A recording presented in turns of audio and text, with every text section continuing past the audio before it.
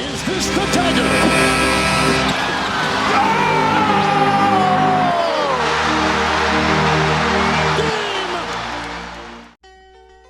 G'day guys, JB here, coming at you with my Week 8 review of the 24-25 NBA season.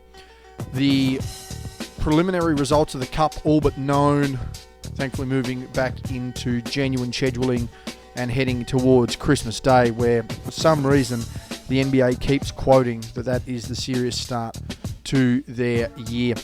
Doesn't really do much for the first 6 to 10 weeks of their season, does it? But anyway, that's the brain's trust behind the marketing of the NBA.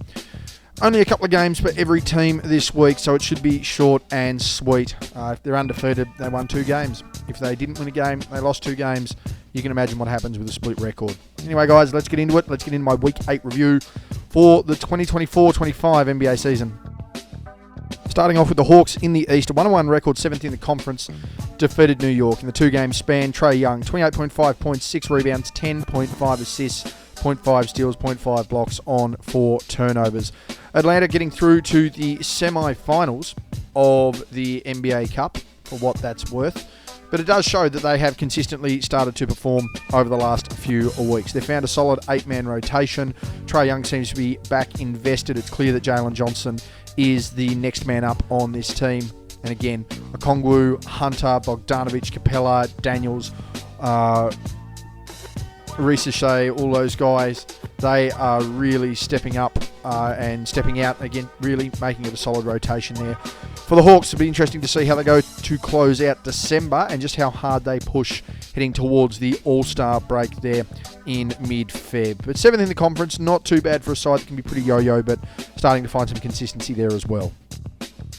The Celtics, the second team off the list and still the second team in the East. And despite some of their shortcomings there in the NBA Cup, I don't think anyone's really concerned about Boston's status in the conference. At worst, a top 2 team. Undefeated on the week. Derek White with a really nice week for himself there. 2 steals and a block on 1.5 turnovers. That is elite level of defense from anybody, let alone someone on the perimeter. 19 points, 3.5 rebounds, and 4.5 assists to go with that. Boston just keep finding that next man up mentality. I think Jason Tatum's certainly been one of the leading contenders for the MVP this year. I would personally, in my own rankings, have him extremely high. Of course, how do you justify him as an MVP when a 3-time MVP is having statistically their best season ever? Really hard to do. But Boston, they run deep. Defensively, they run deep. Offensively, they run deep. Rotation-wise, they run deep. They've got guys that can step up, step out at any night. A perfect example this week being Derek White. Not so much stepping up and stepping out, and that is the Brooklyn Nets, who certainly look to have stepped out of any form of playoff contention with their latest move. 0-2 record, 11th in the conference, no wins on the week. Dorian Finney-Smith, their best player, 14.5 points, 4.5 rebounds and 1 assist. Now, Dorian Finney-Smith, a reasonable rotation player, but certainly shouldn't be the guy leading again. Talk about just where your team sits based on who is leading the game. 1 steal, 1 block, 0.5 turnovers. The big news there, Brooklyn getting rid of Dennis Schroeder. He is gone. He is off to the Golden State Warriors to try and improve their look. Meanwhile, an injury-ridden player and picks essentially come back down to Brooklyn. So they are certainly looking to bottom out. I think they've realised maybe Cam Thomas isn't the man, and if they're not going to have long-term commitment from anybody, they need to do something. It also tells me that the Ben Simmons contract is certainly coming off the books and no renewal there. So maybe Brooklyn are just preparing early. We'll see what happens there. But the Nets 0-2 and no Dennis Schroeder for the remainder of the season. Another team that just feels like they're falling out of way, and it's really interesting because, you know, maybe it is spiking a bit of LaMelo Ball's value. He hasn't featured for a few weeks here on this slide. Brandon Miller not with a great week, and it's interesting to what's going on here, whether Lonzo Ball and LaMelo are going to team up. There's again trade talks around LaMelo. There's trade talks about Lonzo going to Charlotte. Who knows how that's going to happen and what that's going to affect. But the Hornets 0-2 on the week, 13th I should say in the conference, no wins. And that man on screen, Miles Bridges, their player of the week. How the mighty, well, it's perceived, have fallen. 19 points, 7.5 rebounds, 4 assists, 0.5 blocks and 1.5 turnovers. Charlotte, they're straight back to where we thought they would be. They need to build something, they need to acquire something, they need to do something. And being competitive is certainly not what's on their radar right now. They're looking to complete trades. They're looking to clear guys out with no real backup plan. and they're still not playing any decent defense, let alone being able to construct anything when their offense isn't there. For Chicago, they continue to be that 9th, 10th seed team that they've been for the last few years. But some really interesting contributions throughout the week. Plenty of double-digit scorers, plenty of guys getting about the basketball, really making a contribution. But Josh Giddey, probably with his best week as a Bull, and certainly his best week this season. 2-0 record for Chicago. They now sit 9th in that conference, undefeated on the week. Giddey's been a real game changer for this team. There's no doubt about it. He's been able to push the pace, really reinvigorate the squad, really create a bit more of a two-way presence on the team rather than being overly offensive or overly defensive. It's a nice balance he brings. Efficiency you'd like to see rise, but he's getting there. 14 points, 9 rebounds, 7.5 assists, 3 steals and 0.5 blocks on 4 turnovers. That's what happens when you've got a 6'7", 6'8 point guard that actually puts their length to use, actually gets up and down the floor and gets others involved. Still plenty of trade talks around the Bulls, whether it's to do with Patrick Williams, to do with Zach LaVine, or at this point Nikola Vucevic, but it's clear that Josh Giddey is a guy that they're buying into, they're going to stick behind and hopefully continue to build something with. Speaking of building something with, the return from injuries, Max Strus, Caris LeVert, they have certainly made things a lot easier in Cleveland. They remain the undefeated number 1 seed. I should say, not undefeated, but they have not been toppled as the number 1 seed in the Eastern Conference this year. And if they're going to continue to just add depth and add strength to their team as the season goes on, they're going to be a very tough beat indeed. 2-0 record, undefeated this week, number 1 in the conference, the number 1 record in the NBA. And as I mentioned, Max Strus coming back, but Caris LeVert starting to have impact as well. 16.5 points, 3 rebounds, 5 assists, 1.5 steals, 1.5 blocks. You'd have to think if you're going to have Max Strus and Darius Garland leading your second unit, you've got Jarrett Allen and you've got Evan Mobley being there as well. There's a lot of key rotations for an elite level top 6 team that can score and play some defense. It really solidifies Cleveland's position as a top 2 team, maybe at worst top 3 depending on the Bucks, but injuries returning, decent rotations, Cleveland a serious problem in the East. Now, this isn't a team that's necessarily causing problems in the East, but they could upset a few. The guy on screen, though, he's starting to cause some real problems out in the East. A 1-1 record for the Pistons, 10th in the conference, so they're still within that play-in tournament reach, and considering they look like one of the worst teams to ever play basketball last year, that's a huge improvement for them. Defeated Miami, Cade Cunningham. He's just been flirting with this triple-double consistently all year. He's proven to be the driver on this one. Granted, he has had some issues when going up against some really strong defenses. Again, he's a young guy, and I wouldn't expect him on a team like this to get much of a reprieve. But big numbers by him, 19 points, 9.5 rebounds, 13 assists to go with the block, 3.5 turnovers, albeit not bad considering the usage rate there. It's going to be interesting to see what he can continue to develop on that game. I have seen a number of Cade games this year, and just looking at exactly how he goes about it and the way he plays the game, it's really positive, he's really aggressive, but he just needs to sort of flick that switch and refine the game a little bit more. Get others involved as he does best, and I think that's the Pistons' key to success. Speaking of keys to success, there's no doubt about it that Tyrese Halliburton holds those keys and he drives the car with them for the Pacers. A nice week by him, and no shock there, the Pacers a successful one. 2-0 record, 8th in the conference, undefeated on the week there. Halliburton, many people asking questions whether he'd been found out, whether he was injured, exactly what was going on. I don't necessarily think Tyrese Halliburton's been at 100%. I certainly don't think that a lot of the Pacers have been at 100%. We saw the issues that they had in the conference finals last year. I wouldn't be shocked whether they have been sustained, but big week by Halliburton, getting it done. 26.5 points, 3.5 rebounds, 10.5 assists, 2 steals a block on 3 turnovers.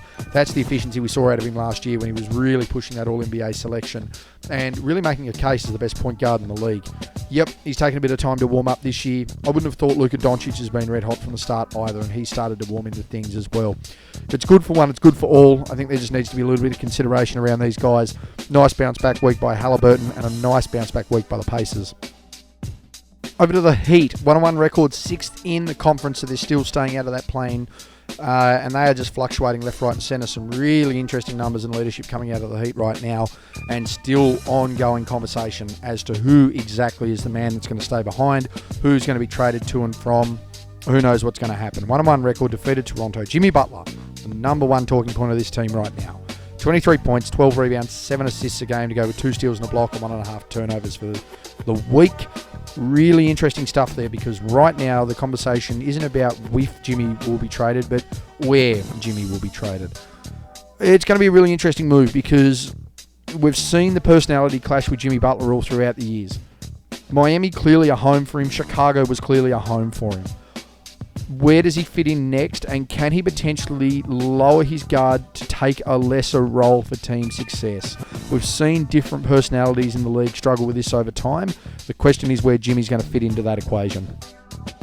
Over to Milwaukee, who cruised through to the NBA Cup final.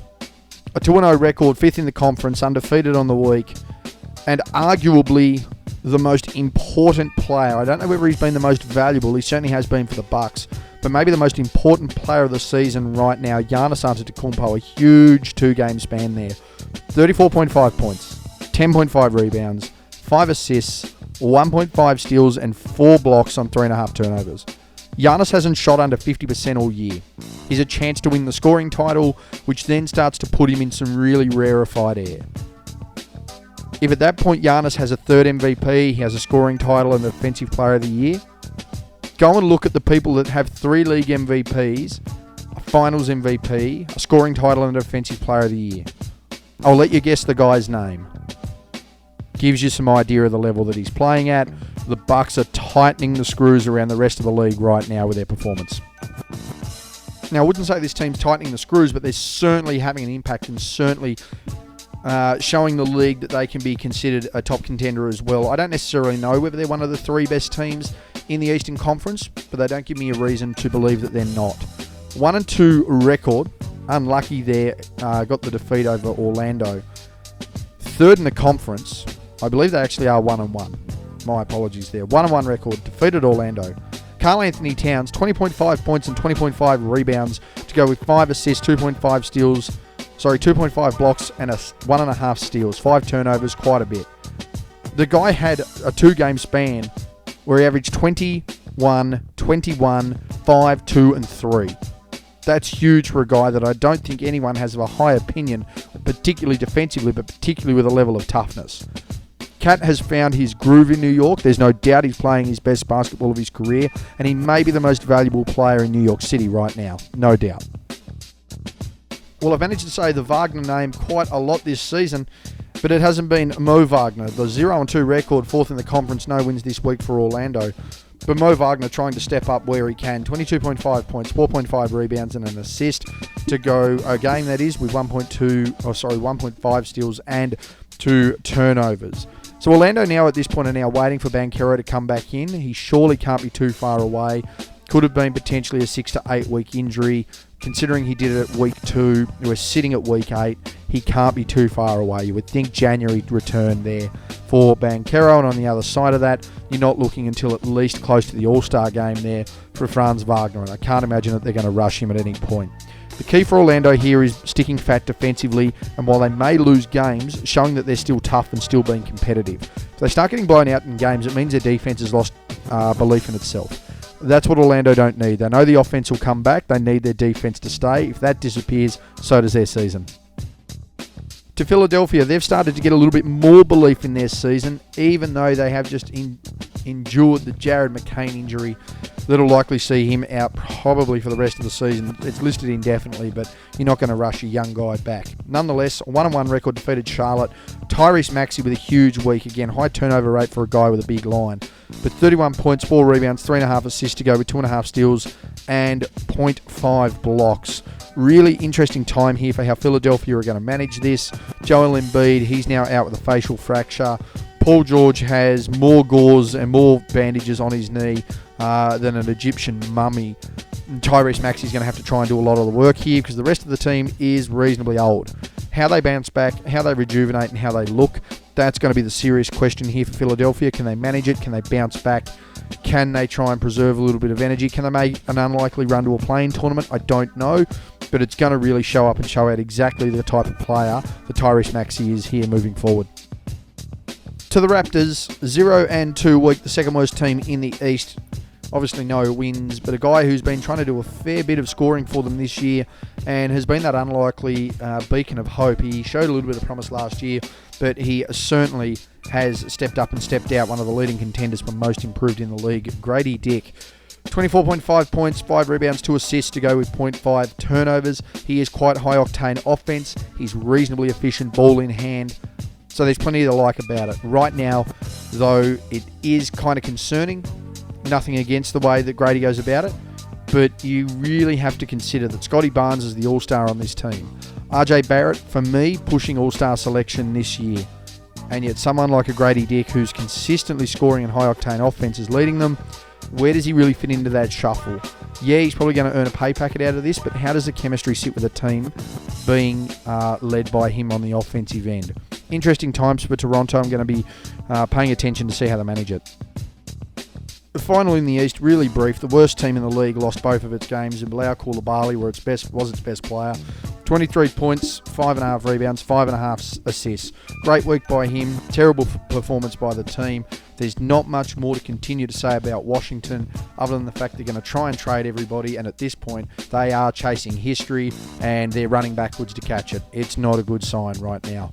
Washington looking to emulate, not that that's a target of their efforts last year, and potentially take the crown as the worst team to ever step foot on an NBA floor.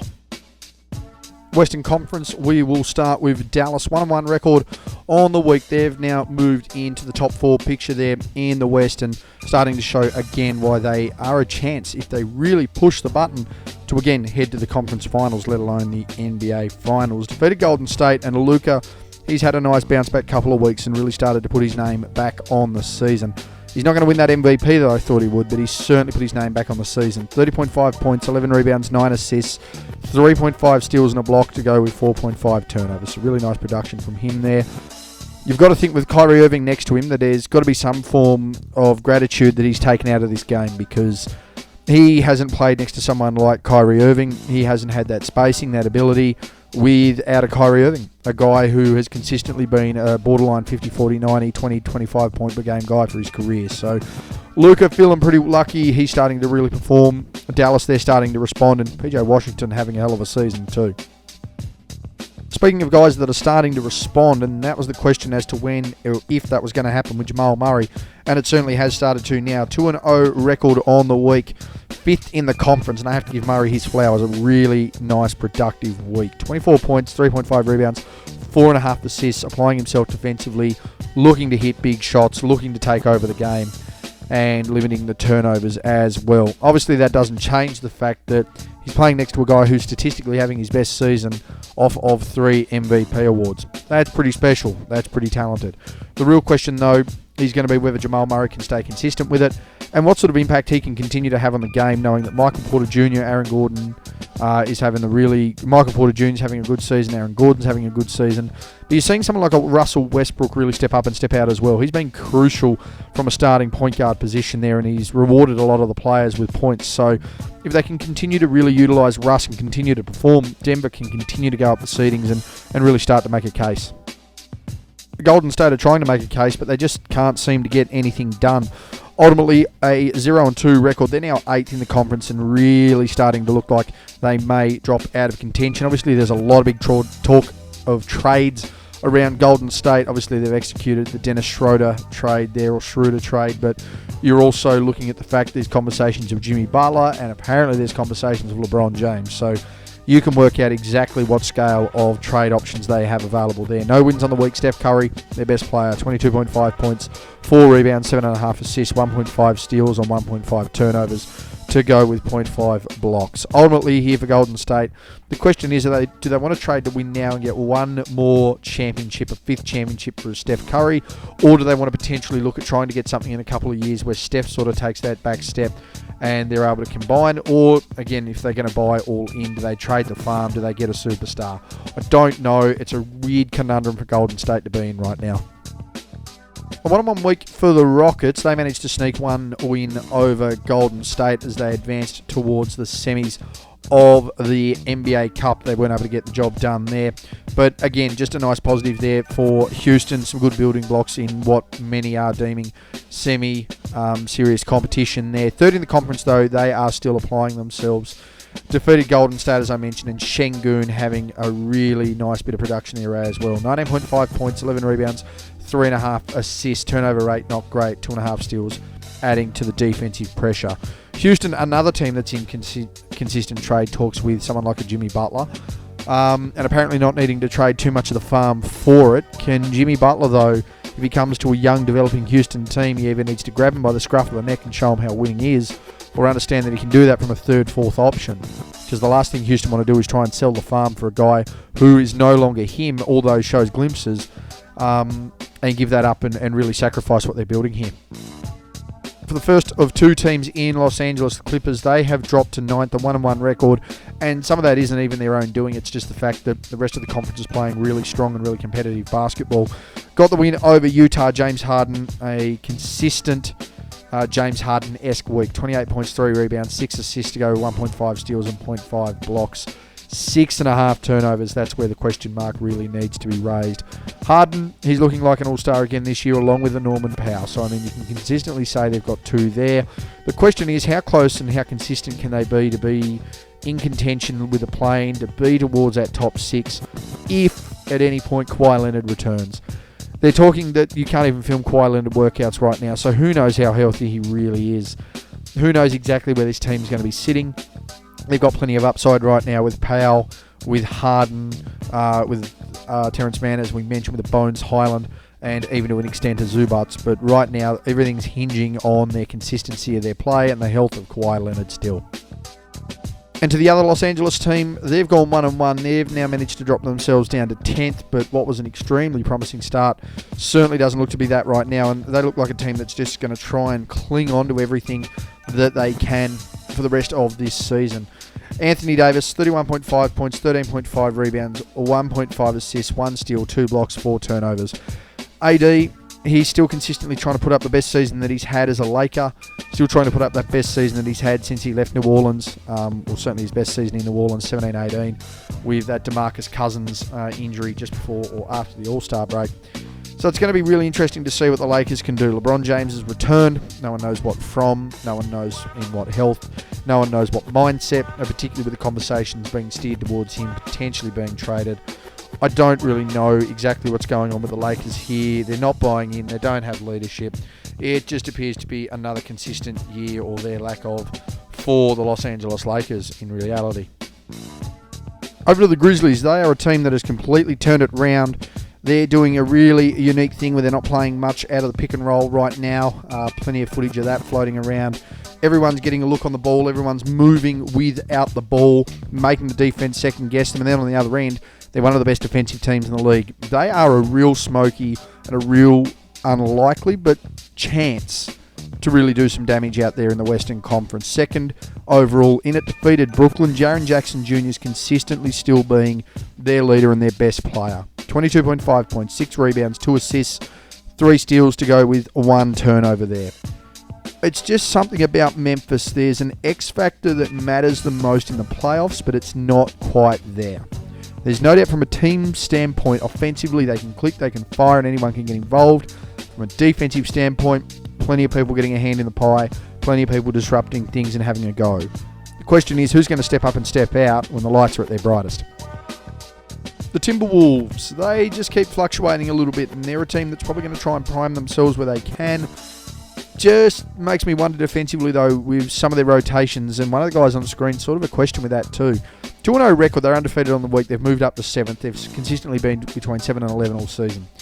But Anthony Edwards, 24.5 points, 5 rebounds, 5.5 rebounds, that is, 1.5 assists, 0.5 steals, 0.5 blocks on 3 turnovers. There's been a lot of questions around Julius Randle defensively. But I've watched enough of these Timberwolves teams. He's playing an outmanned position quite often and not holding himself too badly. I wouldn't say Randle's the absolute leak in the defense here. Now, I wouldn't say that is of Anthony Edwards either. But when Anthony Edwards isn't actually the number one defender perimeter-wise on that team, probably 4th in line when you really think about it, and he's settling offensively, the team's certainly not going to be at its best. If Edwards wants to really lock in on both ends of the floor, it's a different question. But right now, I feel he's skating. I feel he's preserving. New Orleans, they're injured. They're inconsistent. There's people that are up for trades everywhere. And you just don't know who's going to be leading them, even with any success. 0-2 week. No wins at all. Last in the conference. Injuries have been crucial, but so is commitment from a number of players. CJ McCollum, 25.5 points, 3 rebounds, 2.5 assists, 0.5 steals on 2.5 turnovers. Not much more I can say. They're not healthy, they're not committed, they're not getting results. Simple as that. Now, here is a team that's healthy and committed. Made the NBA Cup final. First in the conference, 2-0 record, undefeated on the week. The Oklahoma City Thunder, they continue to firm as the favourite out of the West, and a team that ultimately looks like they're settling in for a couple of years with what they want to do. Speaking of settling in and doing what they want to do, this is arguably the best perimeter player in the NBA, and I'm very much struggling to find an argument against it. Shai Gilgeous-Alexander, 35.5 points, 8 rebounds, 5.5 assists to go with 4 steals and a block on 1.5 turnovers. The only gripe that anyone has right now about Shai Gilgeous-Alexander, because they absolutely can't find a hole in his game, is his ability to get to the free throw line. And yeah, I'll admit, sometimes it's not fun to watch a player go to the free throw line. But if the standard for getting to the free throw line is Shai Gilgeous-Alexander, where he makes 1 trip a quarter, with the ball in hand that he has, with the attack that he has, with the aggressiveness that he has, you've got bigger issues to worry about it. Oklahoma City are fine, and Shai Gilgeous-Alexander may be the MVP of this league. The Phoenix Suns, there's no doubt about it, Kevin Durant was back and more impactful, but they really had a nice week. And honestly, I think part of it also comes down to the fact that someone like Devin Booker is going to be able to be there consistently and keep that chemistry among the team. Undefeated, 6th in the conference. A nice week by Booker, 31 points, 2.5 rebounds, 6.5 assists to go with 1 steal and 1 turnover. Phoenix ultimately is a matter of health, and right now there's another question around trades. Are they looking to spice things up outside of a Grayson Allen? Are they looking for more of a defensive-minded three-point shooter? Bradley Beal's apparently a question there, so are they looking for someone who's willing to step back, be more defensive and relinquish some of that offensive role? I'm not too sure. All I know is that when Phoenix have been absolutely healthy this year, they've been one of the 3 leading contenders in the conference, and certainly a top 5 contender for a championship. Anyone who hasn't looked at that way, you must be watching a different game than me. Devin Booker, really nice. Kevin Durant, key when he's healthy. There's no doubt about it. What is Phoenix's next move, though?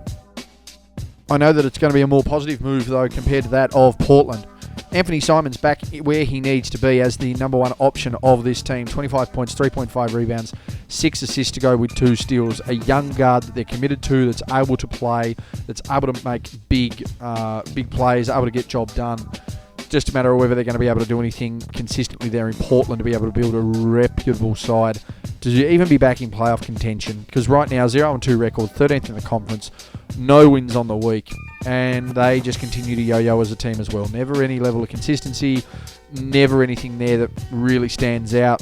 They've had a couple of weeks this year where you've gone, oh, they've gone 3-0 or 3-1, and geez, they've had a bit of a run. On the other side of it there, they then play some really ordinary basketball. They struggle to get rotations, they struggle to get performance, and nothing comes of it. Really interesting to see what Portland can do. They need to steady the ship. They need to find some consistent health. If I'm Anthony Simons, though, I'm looking for a payday, and I don't think it's going to be in Oregon. Now, this is one of the more ridiculous numbers over a 2-week span that we've seen in the league all year. Keeping in mind that I did talk about the fact that Nikola Jokic had something like 42, 15, and 8 last week, and he played more than 2 games.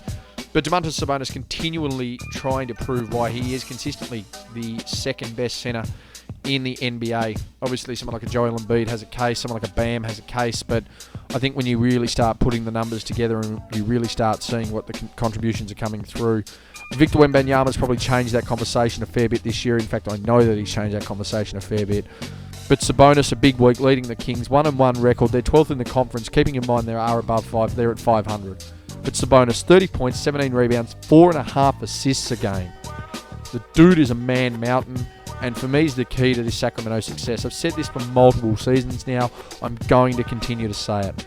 The fate of the Kings rides and dies by Sabonis, and if he's up and about, so are the Kings. Well, here's the guy that I just mentioned in the previous part of the video there for Sacramento, the guy who I think is contending now as one of the 3 best centers in the league. And I mean, I think he's taken a quantum leap. The team isn't necessarily in playoff contention, but they're really close to 500 there. I mean, they're ahead of Sacramento. He's an elite level defensive player. He's one of the best defensive players that we've seen in quite some time. Purely as well from a present standpoint. There are people that aren't taking shots because Wemby's in sight. Defeated Portland, 1-1 record for the Spurs, 24 points, 9.5 rebounds, 6 assists for Wemby to go with 4.5 blocks and 0.5 steals. If there's one criticism that I can find in Victor Wembanyama's game right now, outside of the fact that he makes it look too easy, is that sometimes he's a little too hesitant with smaller defenders. I've seen it with Mike Conley. I've seen it with Derek White, Drew Holiday. I've also seen it as well when you look at Marcus Smart.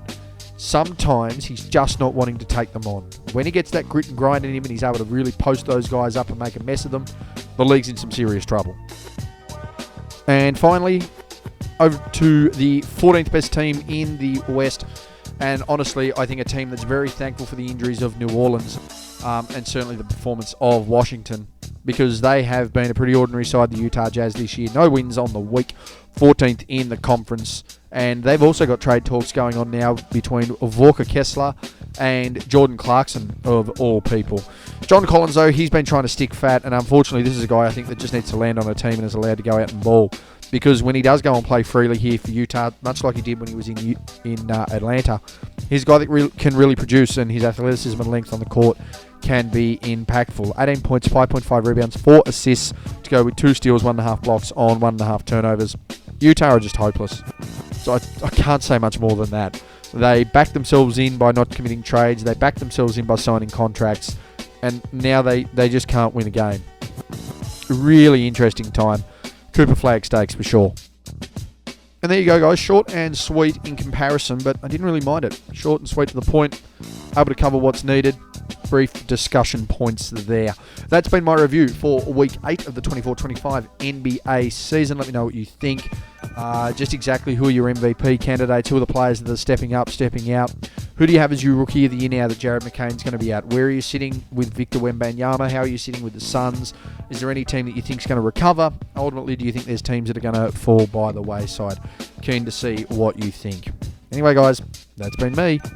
I'm out.